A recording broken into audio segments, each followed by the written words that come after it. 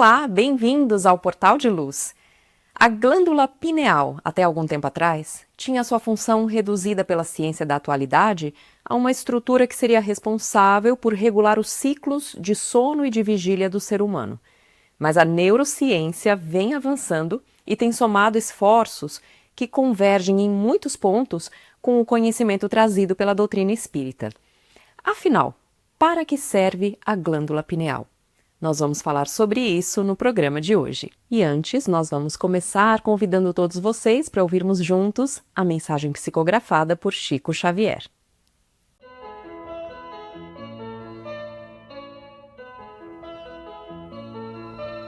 Espíritos eternos, estamos hoje no ponto exato da evolução, para o qual nos preparamos com os recursos mais adequados, a solução de nossos problemas e tarefas, segundo os compromissos que abraçamos, seja no campo do progresso necessário ou na esfera da provação retificadora. Achamo-nos com os melhores familiares e com os melhores companheiros que a lei do merecimento nos atribui. À vista disso, permaneçamos convencidos de que a base de nossa tranquilidade reside na integridade da consciência. Compreendamos que todas as afeições, problemas em nossa trilha de agora constituem débitos de existências passadas que nos compete ressarcir e que todas as facilidades que já nos enriquecem a estrada são instrumentos que o Senhor nos empresta a fim de utilizarmos a vontade própria na edificação de mais ampla felicidade por vindoura, e entendamos que a vida nos devolve sempre aquilo que lhe damos. Na posse de semelhantes instruções, valorizemos o tempo para que o tempo nos valorize e permaneçamos em equilíbrio sem afetar aquilo que não somos em matéria de elevação, conquanto reconhecendo a necessidade de aperfeiçoar-nos constantemente. Se erramos, estejamos decididos à corrigenda, agindo com sinceridade e trabalhando fielmente para isso. Você e nós estejamos certos, diante da providência divina, que possuímos infinitas possibilidades de reajuste, aprimoramento, ação e ascensão, e que depende tão somente de nós mesmos melhorar ou agravar, iluminar ou obscurecer as nossas situações e caminhos. Muitos de nós que estudamos a doutrina espírita já ouvimos falar que a glândula pineal possui uma importância fundamental no trabalho mediúnico. Já para a medicina convencional, essa glândula foi por muito tempo ligada à regulação do nosso ciclo de sono e de vigília. No entanto, ultimamente, os médicos têm descoberto que essa glândula possui outras funções. André Luiz, através da sua obra psicografada por Chico Xavier, mostrou há muitas décadas atrás a função que a pineal, que por ele, nos seus livros, era também chamada de epífise, exercia na vida de todos nós, e em especial no desenvolvimento do trabalho mediúnico. A glândula pineal é uma estrutura muito pequena, localizada entre os dois hemisférios do cérebro humano. Ela de fato possui a função de regular o nosso ciclo circadiano, produzindo a melatonina, que é o hormônio do sono. A melatonina é um hormônio que regula os ciclos fisiológicos. Isso faz com que a pineal seja uma espécie de aparelho cronobiológico, ou um relógio que vai organizar cronologicamente o funcionamento do nosso organismo, definindo o ritmo para a atividade e para o repouso dos hormônios e dos nossos órgãos. Mas, curiosamente, nas culturas mais antigas da nossa civilização, ela já não era entendida como apenas uma estrutura com função biológica. Lá atrás, civilizações como a egípcia e a indiana já viam a pineal como um centro espiritual do ser humano. Mas por que será, afinal, que outras civilizações há tanto tempo já enxergavam essa diferenciação dessa pequena estrutura do nosso cérebro e agora a ciência atual ainda está começando a engatinhar? O Espiritismo traz luz sobre tudo isso, ensinando que a pineal não possui apenas uma função biológica. É um ponto de contato entre o nosso corpo e o nosso espírito. Os estudos dos médicos espíritas da atualidade têm avançado sobre esse tema. O médico, psiquiatra e mestre em ciências pela Universidade de São Paulo, Dr. Sérgio Felipe de Oliveira, é um renomado pesquisador da glândula pineal. Atraído especialmente pelo conhecimento trazido pela obra do espírito André Luiz, ele tem desenvolvido uma teoria científica que mostraria a pineal, ou epífise, como denomina André Luiz, como sendo o órgão sensorial da natureza espiritual que estabelece as faculdades mediúnicas. Nesse contexto, ela equivale a uma espécie de antena, capaz de perceber as ondas eletromagnéticas da espiritualidade e convertê-las em estímulos neuroquímicos que o cérebro humano, então, vai poder interpretar. Seria assim, então, por exemplo, que um médium reproduziria as mensagens mediúnicas. Ou também teríamos a transmissão de pensamentos entre encarnados, ou até as intuições que nós sentimos no dia a dia. A pineal traduziria os sinais sensíveis do plano espiritual para o sistema nervoso do médium.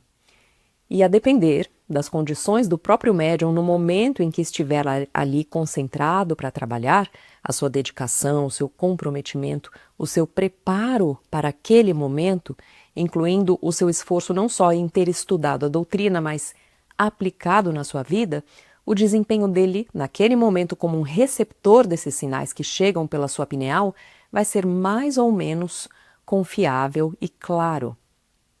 Para compreender essa função tão especial como uma antena do mundo espiritual, o Dr. Sérgio Felipe conseguiu identificar a presença de cristais dentro da glândula pineal, feitos de um material, a apatita, que teria propriedades semelhantes à de um receptor. Por isso, a hipótese de que a pineal poderia funcionar como uma antena, captando ondas e frequências do plano espiritual, o que nos remete aos ensinamentos que podemos também encontrar nos livros do André Luiz. E essa visão mais profunda e completa da pineal, por si só já prova que mediunidade não deveria ser vista como algo místico, mas sim como uma capacidade natural do cérebro humano e que pode ser evidenciado com base científica. O espírito André Luiz se desdobra profundamente sobre a glândula pineal em várias obras, e, como dissemos, ele a chama de epífise, mas especialmente na obra Missionários da Luz, que foi psicografada pelo Chico Xavier e publicada em 1945. Um dos seus instrutores espirituais, Alexandre, neste livro permite que André Luiz observe o cérebro humano durante uma atividade mediúnica dentro de um centro espírita. E ele descreve a cena para o leitor, quando ele percebe a expansão de raios de cor azulada, que são emitidos pela pineal, ou epífise, e pelos quais se operava a transmissão de mensagens da esfera espiritual para a dimensão humana, através dos esforços dos espíritos benfeitores e do médium que estava em transe. Os neurocientistas da atualidade têm encontrado pontos que convergem para o que a doutrina espírita já vem mostrando. Já confirmaram que a glândula pineal possui características únicas, como a presença de cristais, como foi dito pelo Dr. Sérgio Felipe, e que são os mesmos cristais usados em dispositivos tecnológicos que reagem a campos eletromagnéticos. Já estão comprovando também, através de pesquisas, que a glândula pineal pode levar o ser humano a vivenciar experiências profundas e reais, estando de olhos fechados, sem usar os 5 sentidos.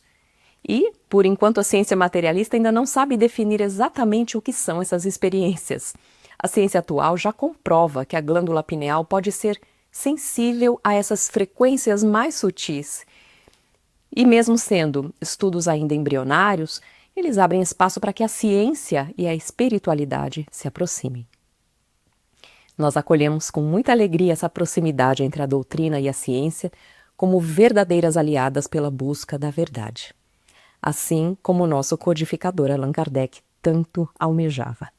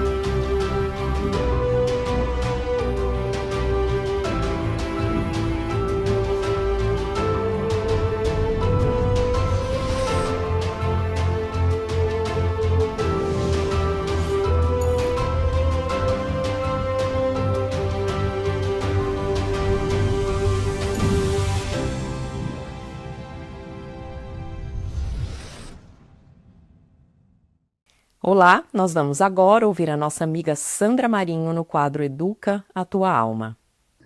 Olá, queridos amigos, queridas amigas. Quem em algum dia na vida já não se sentiu por baixo, afundado em críticas ou achando-se pressionado por excessos de qualquer forma? Trabalho demais, exigências para além da nossa conta e por aí vai. Acredito que todos em algum momento já se sentiram cansados, desvalorizados, sem voz e convenhamos que esta situação nos pareceu, na época, insuportável, né?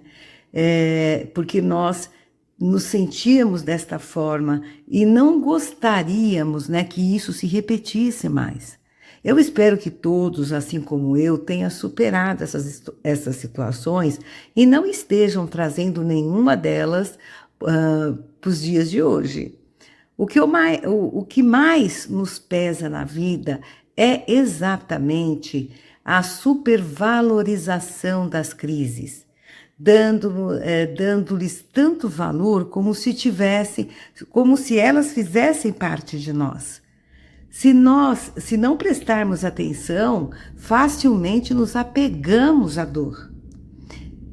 Não nos permitimos questionar do porquê isso está acontecendo, como começou, sou eu mesmo, né? Eu sou desta forma, mesmo que o fulano, a fulana falou. Quem são essas pessoas que estão me julgando e impondo sua opinião em relação a mim? Que conhecimento ele ou ela tem de mim? Por outro lado, é preciso nos despirmos das armaduras, né? Ou deixar de nos esconder na justificativa da vítima também. Lembremos-nos que por detrás de uma crítica, um julgamento, uma pequena faísca motivadora, né? Ali está. Faísca essa que provocou a crítica, a calúnia, a difamação, a exigência, enfim. Mesmo, né, que nada pareça verdade, o estupim para que isso ocorresse pode ser algo que realmente precisamos reconsiderar na nossa conduta. Vocês já pensaram nisso? Mesmo assim, nós vamos então tirar proveito do que há de verdade, se é que há, em tudo que dizem de nós. Mas para isso é preciso humildade. Humildade para reconhecer que, em parte, precisamos ouvir certas coisas, por mais duras que sejam. Mas também não vamos nos deixar afundar nas opiniões alheias que buscam nos desmerecer ou nos desacreditar. Não vamos nos anular, pelo contrário, vamos valorizar o que temos de bom e o quanto podemos evoluir. Tem uma fábula interessante que eu acredito até que alguns já conhecem, mas ela ilustra perfeitamente o que estamos refletindo agora. É o seguinte: um fazendeiro que buscava com muitas dificuldades, né, lutava com muitas dificuldades, possuía alguns cavalos para ajudar nos trabalhos em sua pequena fazenda. Um dia, seu capataz veio trazer a notícia de que um dos cavalos mais jovens dele, né, havia caído num velho poço abandonado. O fazendeiro correu para lá para o local do acidente, avaliou a situação e, certificando-se que o animal ele não havia se machucado, mas pela dificuldade e o alto custo de retirá-lo de lá do fundo do poço, achou que não valeria a pena investir numa operação de resgate do animal. Tomou então a difícil decisão. Determinou ao capataz que sacrificasse o animal, jogando terra no poço até enterrá-lo ali mesmo. E assim foi feito. Os empregados comandados pelo capataz começaram a jogar terra para dentro do poço, de forma a cobrir o cavalo. Mas, à medida em que a terra caía no dorso do animal, ele a sacudia e ela ia se acumulando no fundo do poço. Logo, os homens perceberam que o cavalo não se deixava enterrar. Ele ficava inquieto, né? Ele estava com essa atitude, ele estava subindo na medida em que a terra enchia o poço, até que finalmente ele deu um galope e saiu do poço. Sabendo do caso, o fazendeiro ficou muito satisfeito e o cavalo viveu ainda por muitos e muitos anos servindo o dono da fazenda. Moral da história: se você estiver para baixo, sentindo-se pouco valorizado, quando já certos de seu desaparecimento ou outros jogarem sobre você a terra da crítica, da incompreensão, da falta de oportunidades, de apoio, lembre-se desse cavalo. Não aceite a terra da crítica, das injúrias, das opiniões infundadas que cai sobre você. Sacuda-se e suba sobre ela. E quanto mais terra, mais você vai subindo, subindo, subindo e aprendendo a sair do poço. Gostaram? Até o próximo encontro. E agora nós vamos ouvir o nosso amigo Maida com o Momento Doutrinário. Olá, amigas e amigos. Como sempre, é uma alegria imensa estarmos juntos em mais um Momento Doutrinário.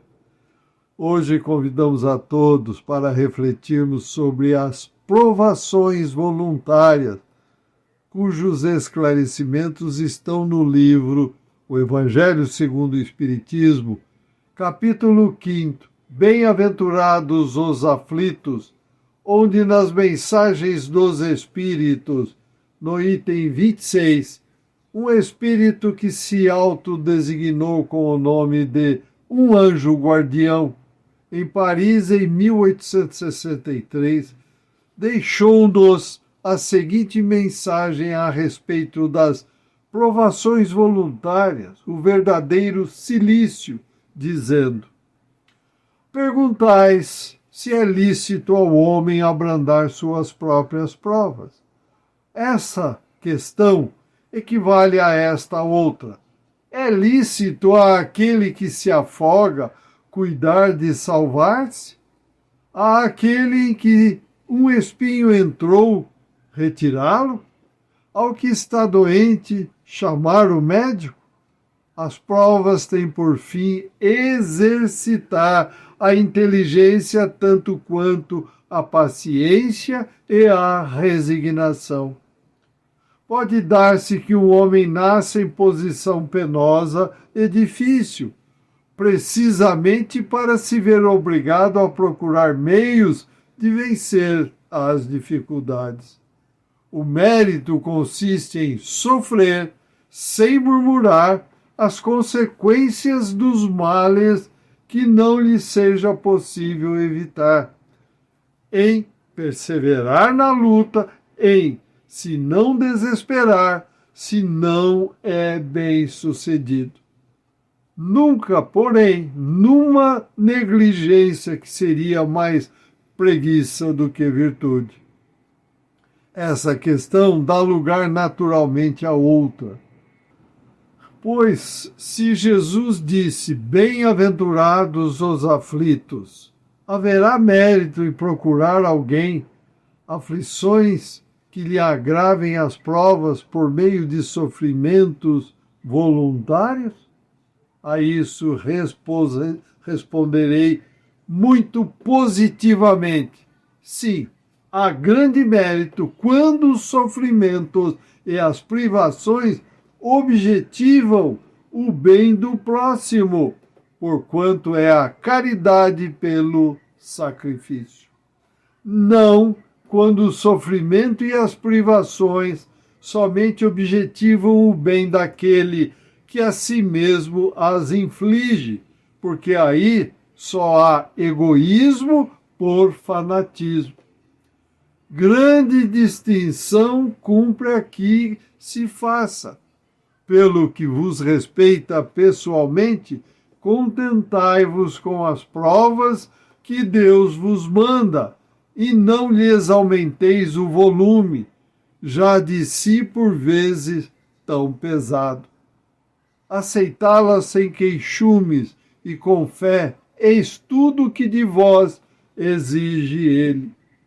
Não enfraqueçais o vosso corpo com privações inúteis e macerações sem objetivo, pois que necessitais de todas as vossas forças para cumprirdes a vossa missão de trabalhar na terra. Torturar e martirizar voluntariamente o vosso corpo é contravir, ou seja, ser contrário à lei de Deus, que vos dá meios de o sustentar e fortalecer. Enfraquecê-lo sem necessidade é um verdadeiro suicídio. Usai, mas não abuseis, tal é a lei. O abuso das melhores coisas tem a sua punição nas inevitáveis consequências que acarreta. Muito diverso é o que ocorre quando o homem impõe a si próprio sofrimentos para o alívio do seu próximo. Se suportardes o frio e a fome para aquecer e alimentar alguém que precise ser aquecido e alimentado, e se o vosso corpo disso se ressente, fazeis um sacrifício, o qual Deus abençoa. Vós que deixais os vossos aposentos perfumados para irdes à mansarda infecta levar a consolação, vós que sujais as mãos delicadas lavando chagas, vós que vos privais do sono para velar à cabeceira de um doente, que apenas é vosso irmão em Deus.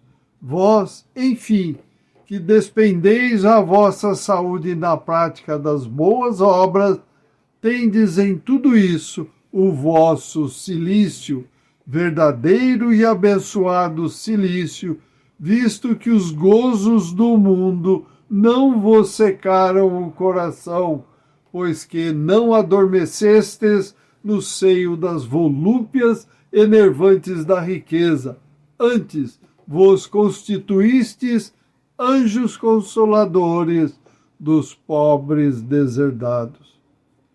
Vós, porém, que vos retirais do mundo para lhe evitar as seduções e viver no insulamento, que utilidade tendes na terra? Onde está a vossa coragem nas provações, uma vez que fugis à luta e desertais do combate? Se quereis o cilício, aplicai-o às vossas almas, e não aos vossos corpos. Mortificai o vosso espírito, e não a vossa carne. Fustigai o vosso orgulho, recebei sem murmurar as humilhações.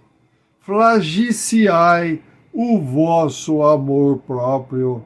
E o Espírito Anjo Guardião conclui suas colocações dizendo: resisti-vos contra a dor da injúria e da calúnia, que é mais pungente do que a dor física. Aí tendes o verdadeiro cilício, cujas feridas vos serão contadas, porque atestarão a vossa coragem e a vossa submissão à vontade de Deus. Amigas e amigos, estas explanações levam-nos a reflexões profundas a respeito do cuidado que devemos ter com os nossos pensamentos, ações e o nosso corpo físico.